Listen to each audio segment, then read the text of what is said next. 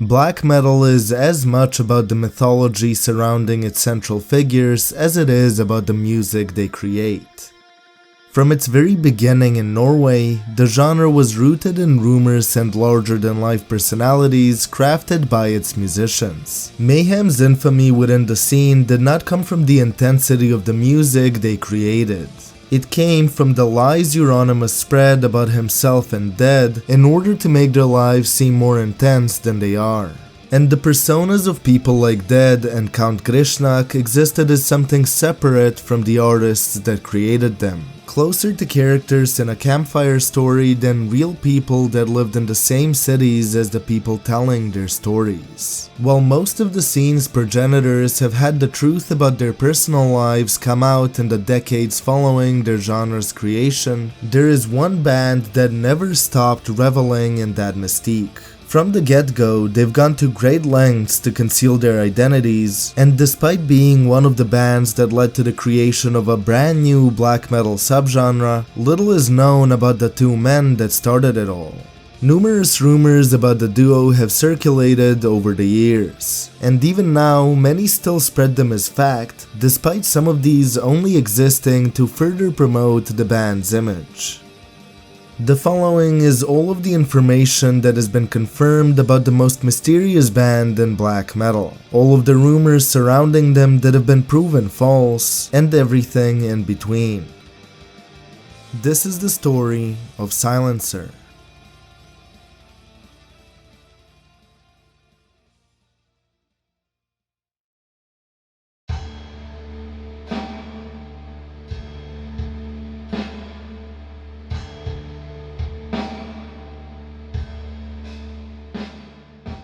Andreas Casado was born on the 15th of September 1978 in Stockholm, Sweden.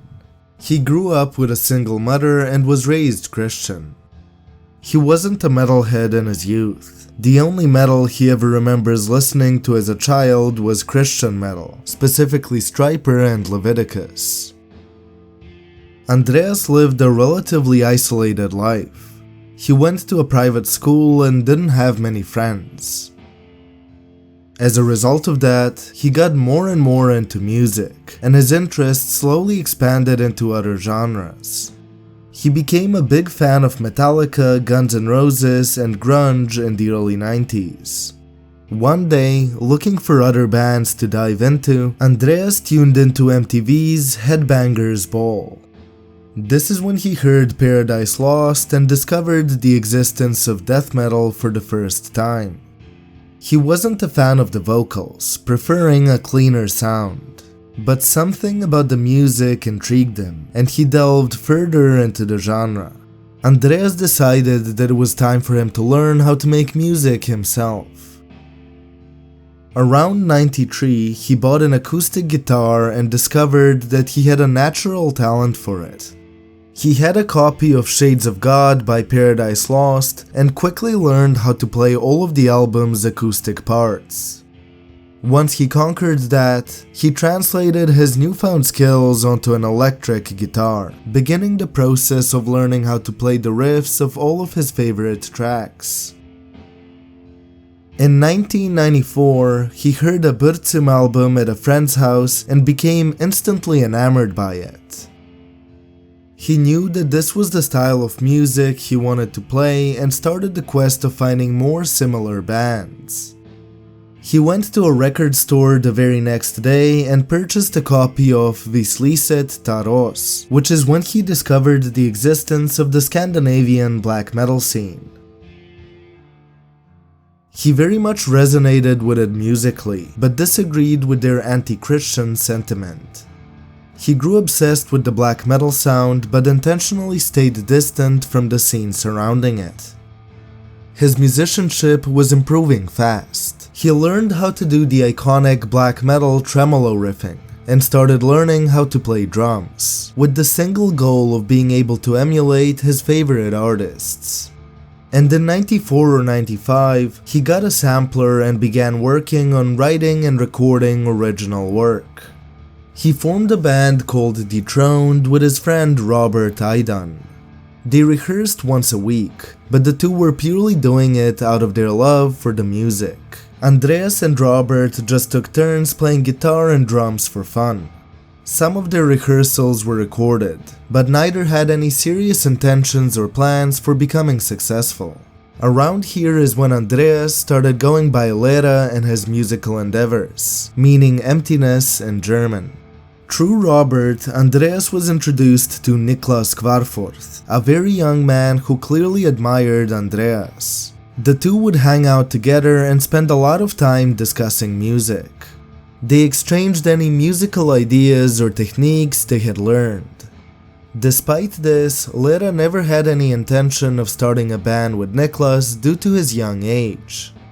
He was in his early teens, a full 5 years younger than LEERE. Outside of his work on Dethroned, LEERE joined another black metal band that purely existed to support Funeral Mist at a single Stockholm show. Once the show ended, the band members went their separate ways as agreed.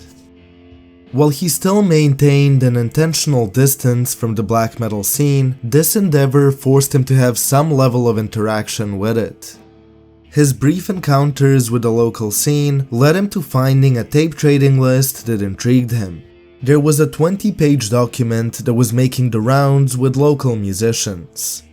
LEERE was immediately fascinated by it, as outside of a long list of various demo titles, there were no instructions on what one should do to obtain any of these tapes. LEERE wasn't even sure what the purpose of the list was, or what its author intended the local musicians to do with it.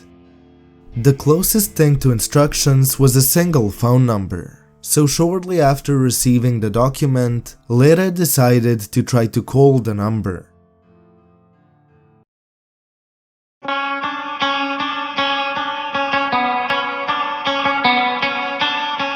On the other end of the phone call was a man who introduced himself as NATTRAMN.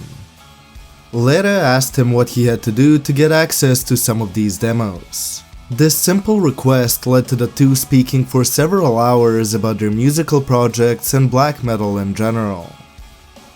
At this point in time, NATTRAMN was working on a solo industrial ambient project titled Sinnescross. Some recordings existed already and NATTRAMN agreed to send them to LEERE. In turn, LEERE explained his work with Dethroned to NATTRAMN. The stranger was equally as interested in what Andreas was working on, so LEERE and Robert recorded a sample of Dethroned's best material and sent it through. The duo were impressed by each other's work and quickly became friends, speaking more and more often. NATTRAMN revealed that he lived in South Sweden, the opposite end of the country from LEERE. NATTRAMN began making occasional trips to Stockholm to visit LEERE and Robert, and the three would spend a lot of time playing music together. Their lineup became more consistent. Rather than taking turns on all of the instruments, Robert was now in charge of drums, LEERE of guitar, while NATTRAMN would perform improvised vocals. But Robert quickly lost interest in the project after NATTRAMN's introduction. He quit Dethroned and pursued other local bands.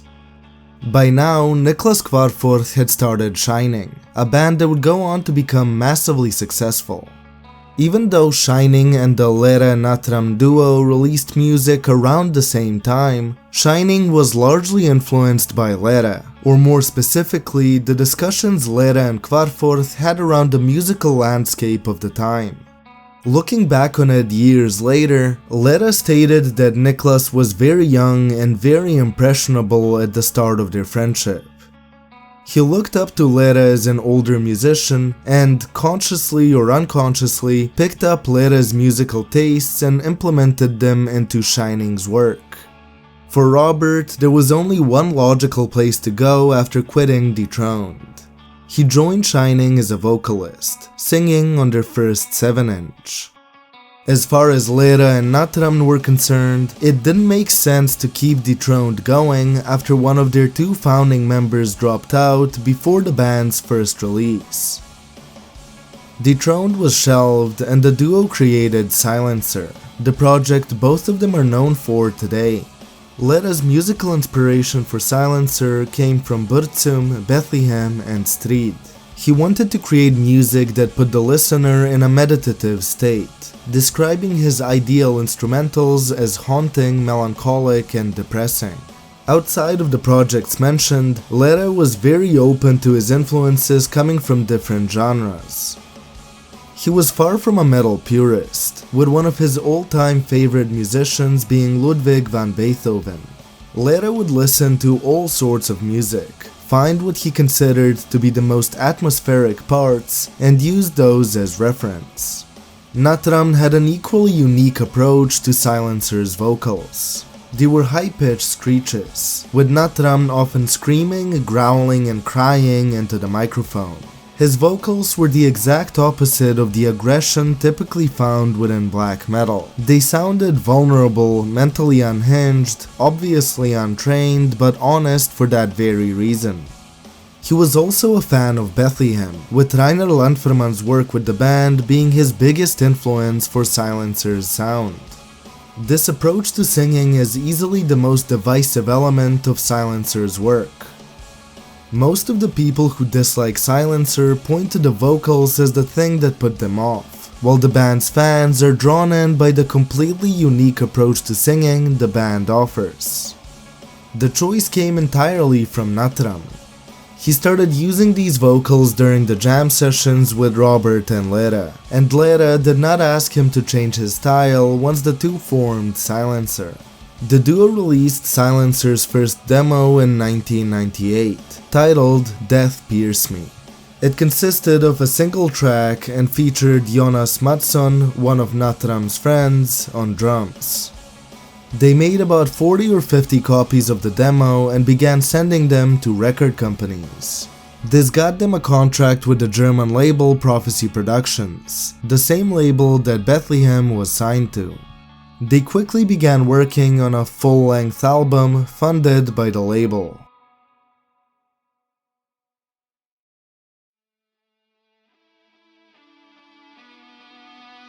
Their process for making the album was strange. They almost never met in person, but frequently wrote to each other about what the album should sound like. Once the actual work on composing the album started, the two worked on their respective parts completely separately from their own homes. LEERE began working on the album's instrumentals entirely by himself. He composed music using a keyboard and a sampler, and would then add guitars on top of the recording. As mentioned previously, LEERE's only goal with the music was for it to be haunting. He frequently went into the forest at night and sat staring into a fire for hours for inspiration. This is what he wanted his music to feel like. The final result of his work was a mix of slow piano, clean guitar sections, and fast, aggressive black metal riffing.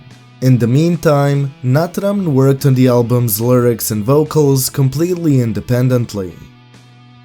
The initial plan was for LEERE to handle the band's lyrics too. However, LEERE did not consider himself to be a particularly good writer, and after NATTRAMN kept insisting, he resigned full creative control of the lyrics over to him.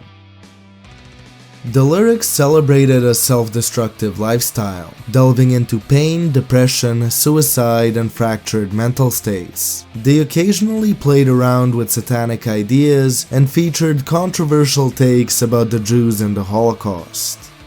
They were bleak and hostile to say the least. This is when the relationship between LEERE and NATTRAMN started to break down. The two occasionally conferred to keep each other up to date on their progress. LEERE was very unhappy with the way Silencer's first album was progressing. The lyrical content was deeply personal and very cryptic, with LEERE often not being able to understand NATTRAMN's lyrics at all. When he could understand them, they were far from the themes he wanted to convey with his music. He initially questioned NATTRAMN about some of his lyrics and asked for changes to be made, but NATTRAMN refused to explain any lyrics that LEERE couldn't already understand and would not make any changes to his material. Eventually, LEERE gave up on the lyrics completely as he saw that there was nothing he could do to alter them in any way. He stopped asking NATTRAMN to send over what he was working on and stopped reading any material that NATTRAMN sent his way. The story wasn't much different with the vocals. NATTRAMN pushed his already divisive approach to the extreme, to the point where even LEERE thought that the vocals were too much and did not fit the instrumental well. He went so far as to say that certain parts of the album are rendered completely unlistenable purely due to the vocal style used.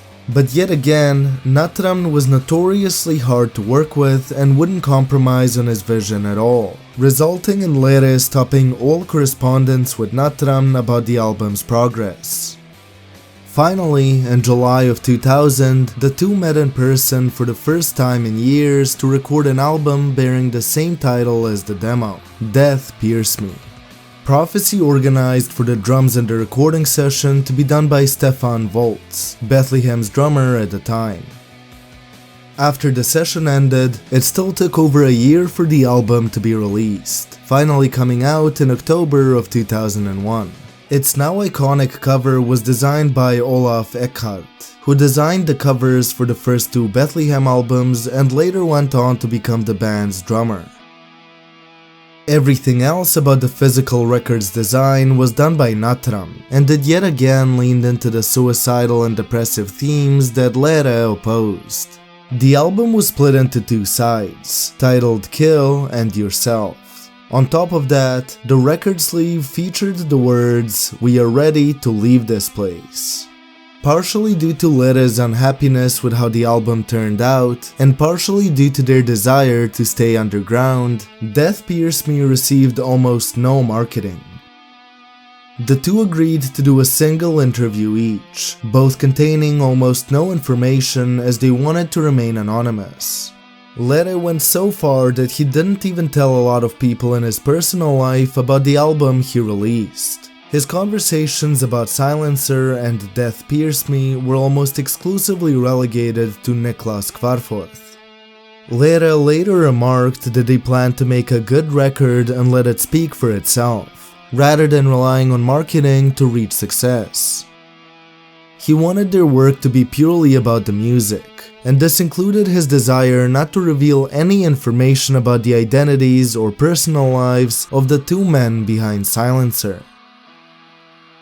And by the time the album was recorded and released, LEERE and NATTRAMN stopped being friends altogether. LEERE stated that he considered ending Silencer earlier purely due to NATTRAMN being too much to deal with, only deciding to persevere until the album was complete because he had put years into the project already. They never spoke again after Death Pierce Me was let out into the world, and the band quietly broke up.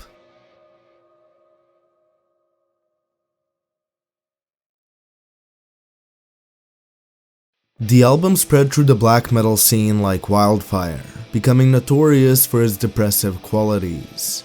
The bleak, suicide-heavy lyrics and NATTRAMN's tortured vocals became its most celebrated elements, the two things that LEERE hated the most about Silencer becoming its calling cards. The album's focus on weakness rather than strength, both in the vocal style used and the words said, was revolutionary for black metal at the time. While there were acts that had done that already, primarily Strid and Bethlehem, Silencer spread further than the work of either of those bands ever did. They solidified the creation of a new metal subgenre, depressive suicidal black metal, with Death Pierce Me as the earliest record to be undisputed as an example of DSBM. Hordes of people began copying their approach, spawning an entire parallel black metal scene attempting to mimic Silencer's style. LEERE dissociated himself from the scene after Death Pierce Me went public. He joined Niklas Kvarforth in Shining in 2005 as a guitarist, with Shining becoming one of the prominent bands now labeled as DSBM. By 2006 though, he quit music entirely. He hasn't been a part of any musical projects since, living a normal life completely detached from his game-changing work on Silencer. He was good at keeping his privacy, managing to fade into obscurity despite his monumental achievements within black metal. Everything covered in this video was completely unknown to the public for the first 15 years of Death Pierce Me's existence. LEERE's real identity was not known. He didn't want to do any interviews, and most had no idea how they would even go about tracking him down. Silencer only existed through its music, the band's creators remaining a mystery. However, by the time the 2010s came around, Dial Patterson was working on a series of books tackling the history of black metal. For the second book in the series, The Cult Never Dies, Patterson managed to track down LEERE, who agreed to do his second ever interview. The interview clarified a lot about LEERE's life and the ideas behind Death Pierce Me, serving as the source of the majority of the information covered in this video. One thing you might have noticed though, is that the video so far has centered primarily around LEERE. That is because, despite spending years working on the album together, LEERE's knowledge of NATTRAMN wasn't much different from the band's audience. He never went to his house, always having NATTRAMN come visit him in Stockholm. They rarely spoke during the creation of the album. When they did speak, NATTRAMN refused to speak to LEERE about his personal life, with LEERE still not knowing what NATTRAMN's actual life was like before, during, or after their time in Silencer. His complete anonymity has sparked numerous rumors over the years, some more outlandish than others. A few of these have been debunked outright, a few of them have been proven true, while the majority exist in the limbo between fact and fiction. Stepping out of LEERE's perspective for the first time, here is everything we do know about the mystery that is NATTRAMN.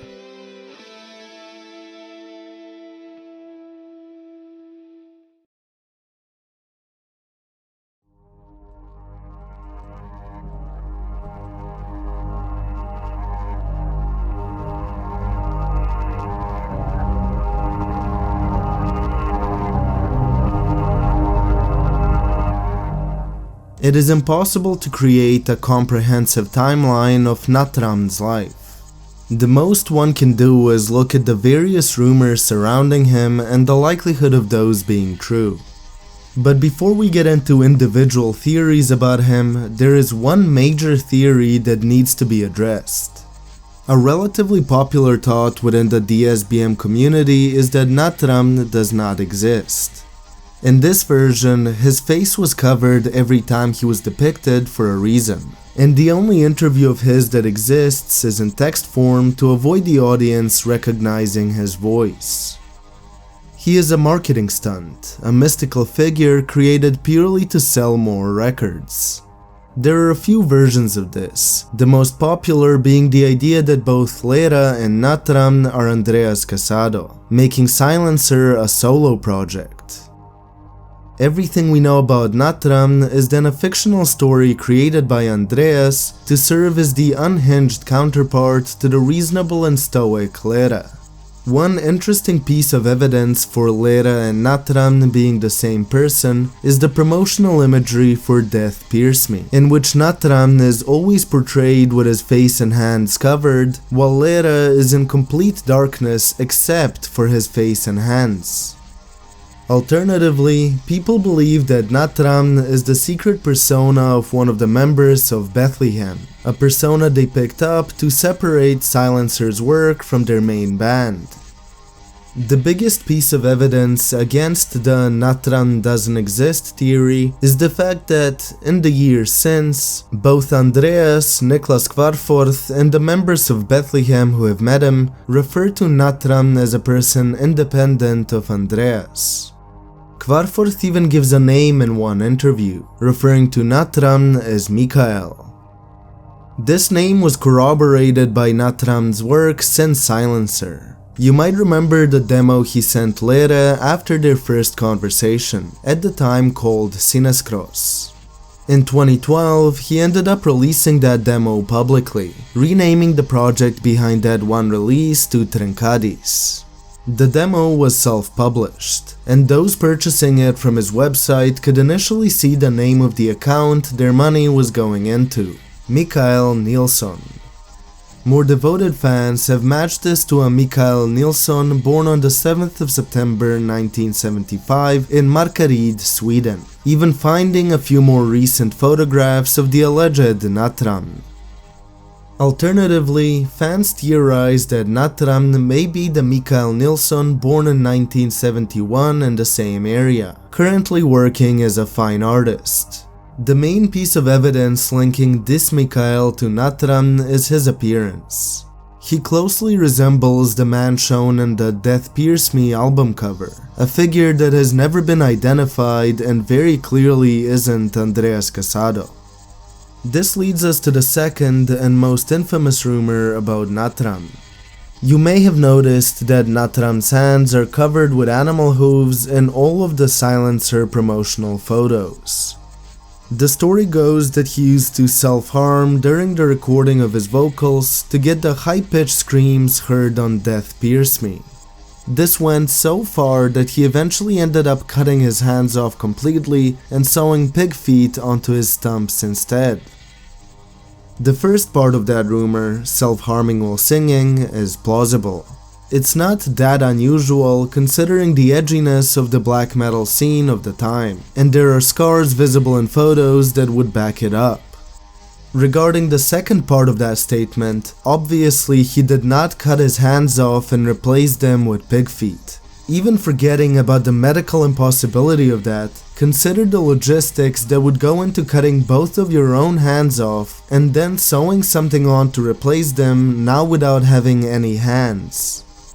In fact, these aren't even pig feet. According to Kvarforth, deer hooves were used in the photo shoot.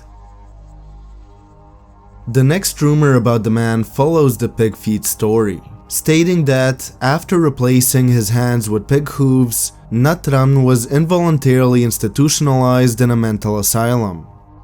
This was the reason Silencer ended up breaking up immediately after Death Pierce Me. While not entirely factual, there is some truth to this story. The man still has his hands, and Silencer broke up due to LEERE becoming sick of working with him, but NATTRAMN was a deeply troubled individual with some serious mental health issues.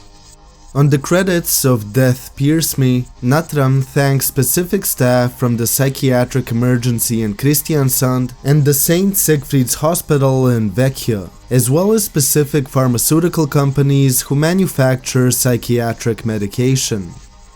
His only interview had to be cut short due to what the German Legacy magazine describes as a mental health emergency that made NATTRAMN unable to continue.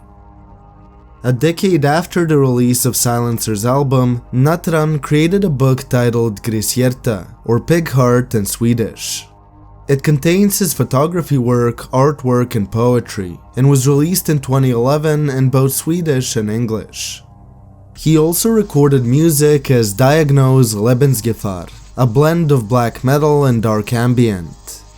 The project's only album, Transformalin, was released in 2012 and its cover depicts a pigman lying in what appears to be a hospital bed.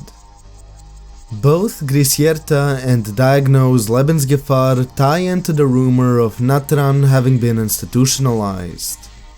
They were published as a collaboration between him and the Växjö psychiatric ward, as part of a program in which patients were offered to make art as therapy. These two works also reinforce the theory that Mikael Nilsson is a fine artist, with the painter Mikael Nilsson's work somewhat resembling the cover of NATTRAMN's new music.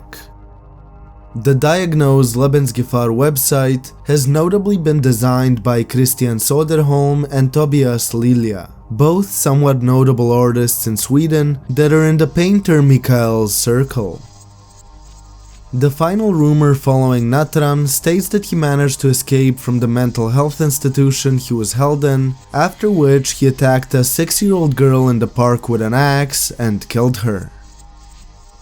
While you might expect this to be obviously fake in line with the pig feet story, the rumor isn't that far away from the truth. and it presents an even darker side of NATTRAMN's life.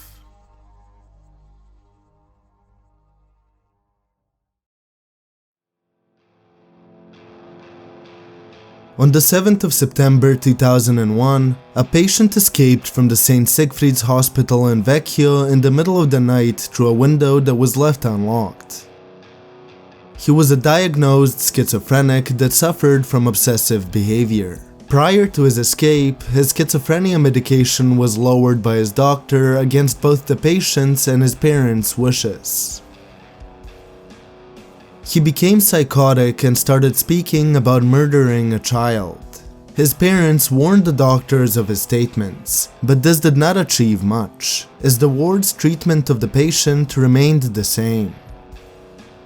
Shortly before departing the ward, he wrote and left behind a note in which he said that his goal was to murder little girls and become as famous as Thomas Quick, referring to a Swedish serial killer who confessed to over 30 murders while institutionalized at Vecchio. The note also stated that he hoped he would be shut down by police upon being caught rather than facing trial. After successfully escaping the hospital, he stole an axe and traveled to Ljungby on a night bus. He went to a local playground early in the morning and attacked two 6-year-old girls who were playing alone with the stolen axe. He hit the first one in the head, penetrating her skull but narrowly missing her brain. He hit the other one in the leg with the blunt side of his axe. The girls managed to outrun him and reach their homes. One of their parents called the police and drove the girls to a hospital. Luckily, both survived the attack. They provided a detailed description of the offender, which kickstarted a massive police operation with the goal of tracking down the girl's attacker. They found him about an hour later. Upon being spotted, he attempted to escape on a presumably stolen bicycle. He was quickly surrounded, which is when he tried to enact his suicide by cop. He walked towards the attending officers with his axe raised while screaming, "Kill me." Instead of doing that, the police rushed him with batons and dogs and successfully arrested the man. He was put back into a locked ward of the St. Siegfried's Hospital with constant monitoring. He came to his senses about a week after returning to the original dose of his medication. The man was overcome with guilt and committed suicide in the ward shower. The patient was not NATTRAMN. It was the 26-year-old Patrik Nilsson, the brother of the Mikael Nilsson theorized to be NATTRAMN.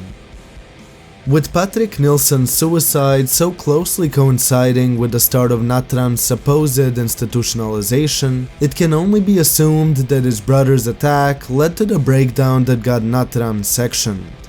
There is a section of both Grisierta and NATTRAMN's current website that memorializes his brother, and the website also showcases Patrik's art that was displayed at the Museum of Psychiatric History as part of the same program that led to the release of Grisierta and Transformalin. The same website also mentions NATTRAMN being cleared of a double murder for which he was a suspect. However, I'm not sure what this is referring to. If he is referencing a real event, it could be something that only Swedish media have reported on, which would explain why the English-speaking sphere never seems to mention this rumor. Regardless, everything surrounding NATTRAMN's work paints a picture of a disturbed man that is a danger to himself and others. The issue that arises is that, with so little information available about his life, it is just as likely that NATTRAMN is a completely normal man who is trying to present himself as a disturbed individual in order to get notoriety within the black metal scene. If all of this were true, it would be a genuinely tragic story that explains Silencer's music and NATTRAMN's personality. It would also be a perfect backstory for a man who wants to craft a persona that will make him famous. NATTRAMN's willingness to repeatedly lean into the pig feet theory with his book and his newer album certainly implies that to be the case. We don't know if NATTRAMN was ever institutionalized. his album dedications could just as easily be fake, added on for shock value. As of right now, we don't know if Mikael Nilsson is his real name, or just a rumor that NATTRAMN chose to push due to Mikael Nilsson's connection to the real crime of Patrik Nilsson. The bank account name that supposedly proves this theory is something that is easily fakeable, and it's not a stretch that Kvarforth, one of NATTRAMN's friends, would use the Mikael alias in interviews if asked to do so by NATTRAMN. We don't even know if NATTRAMN is an actual person. The only people that have verified that to be the case are all close friends of the top suspects for NATTRAMN's real identity, people that would likely lie to cover for their friend. If crafting a mystery was Silencer's end goal, it has worked perfectly. NATTRAMN is a mythical figure in DSBM, blurring the line between fact and fiction better than any black metal musician before or since. Silencer has created an enigma that will likely never be solved. It is still spoken about to this day, and there are people dedicated to finding the truth a quarter of a century after Silencer's iconic debut hit the shelves. It has probably led to more people becoming intrigued and checking out Silencer's music than a proper marketing campaign ever could. And had they chosen to be open books in their promotional material, there is a chance that Silencer never would have taken off. With no fans attempting to imitate their style, the entire genre of depressive suicidal black metal would have been killed off before it even started. The mystery of the duo behind Silencer isn't only a fun fact accompanying their music. It is one of the key reasons their entire subgenre exists as it does in the first place.